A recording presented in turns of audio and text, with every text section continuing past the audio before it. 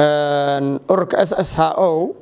sidaad sheegtay waxaa la aasaasay 2007 runtii ujeedadii ugu weyneyd oo aan ururka u aasaasnay waxay ahayd in aan caruurta Soomaaliyeed magaalada Harlem iyo agagaarkeeda in aan maaragtay aan ku taageerno waxbarashada xagga waxbarashada inaan kor u soo qaadno waxbarashadooda xagga diinta inaan maaragtay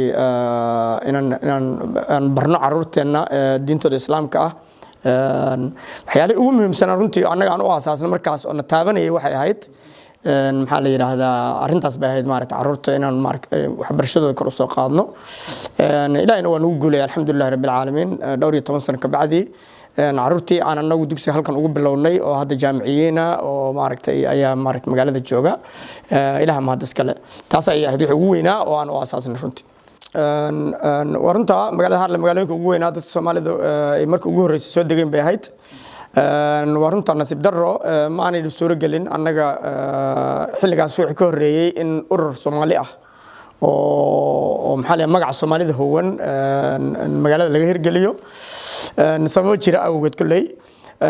laakiin annaga ahaan waxa noo suuro geliyay inagoo ahayn group yar oo isku kalsoon oo maxaa la yiraahdaa iyagu isku tala galay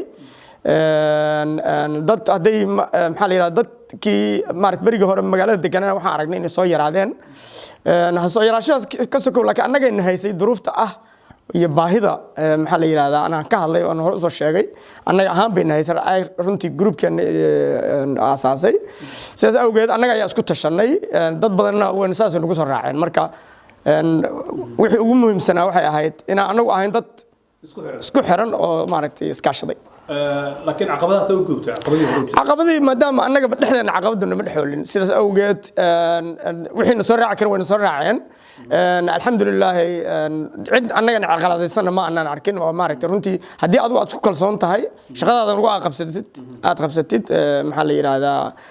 caqabad kugu imanaysa ma jirto adigu inaad isku tala gasho ayaa muhiimad tahay annaga iyo dawladda hoose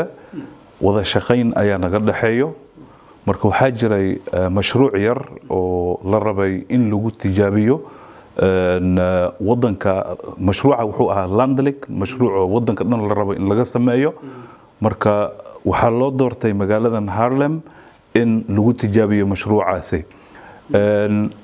annaga wada shaqaynteena iyo kalsoonida waxay keentay in aan committee-ga aan la sameeyno mashruucan aan isla fulino marka mashruuca hadda wuu socdaa dad badan oo Soomaali ah ayaa jiro oo shaqeeyo dad waxaa jiro amal tatawuci oo sameynayo si ay u bartaan shaqooyinka qaababka dadka la tacaamulayo iyo waxyaabaha ka dhacayo goobta shaqo mashruuca hadda wuu socdaa xaqiiqatan dad badan Soomaali ah ka faa'iiday oo hadda shaqo haysto oo shaqeeyo dadnana amal tadawuc sameeyo barnaamijkan wuu sii socdaa hadda horta alxamdulillahi rabbil caalamiin warun walaal hadda xiriir fiican baan la leenahay markaad magaalada muddadaas dheer ka shaqeynaysid aad tahay qof isku kalsoon maxaa la yiraahdaa ururada iyo committee-ga iyo maxaa la yiraahdaa baahi ayaga ku qaba ah inay dadkan annaga dad badan oo Soomaaliya ayaa magaalada degan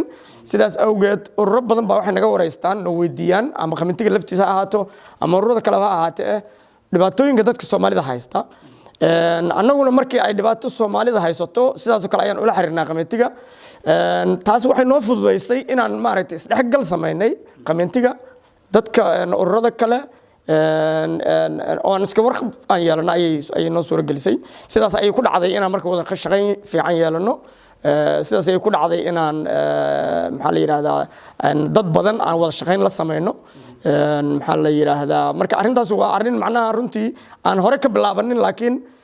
soo jiritaankeena awgeed intii uu soo dhaaraaday maxaa la yiraahdaa jiritaankeenu ay arintaasi maaragtay noo suuro gashay haddana aad iyo aad meel u wanaagsan bay noo maraysaa maaragtay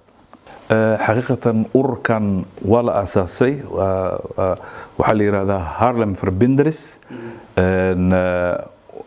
sababta iyo loo aasaasay waxay ahayd haddii wax dhacaan ama baahi ay timaado in aan la xiriirno dowladda si wada jir ah in dowladda aan ula xiriirno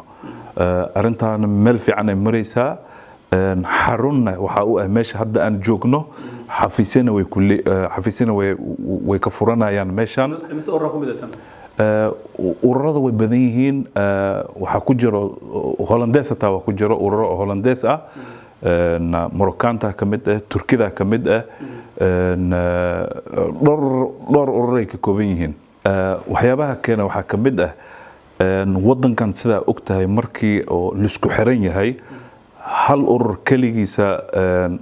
way ka wanaagsan tahay markii aad tihiin ururo badan markay midaysan yihiin oo baahi ama dhibaato ay timaado oo la rabo in dowladda wax laga hadlo oo dadkana ay midaysan yihiin waxay suurtagelin kartaa sida uu dhaqsiyaha badan baahida cabashada markaa jirto in dowladda ay ugu soo jawaabto walaal sida aad sheegtay horta anagu sidaan kuu sheegay markii hore waxaan ahayn dadkii magangelyadoonka ahaa ee ugu horeeyay ee magaalada soo degay ayaan ka mid ahayn dowladahan Eritrea iyo Syria iyo wadamada noocaas oo kale ah waxay ahaayeen wadamadii dhibaatooyinku ay waqti dambe ka dhaceen dadka qaxootiga ay waqti dambe yimaadeen maadaama marka anagu aan u lahayn experience badan maxaa la yiraahdaa anaga aynu ku soo dhacday dhibaatadani waxay dhalisay in su'aalina la weydiiyo su'aalina la weydiiyay oo ay macnaha sideen ku xalinaa waxyaalaha qaar kood ay nolol yimaadeen qamintiga iyo ururada ay arrimaha quseeyeen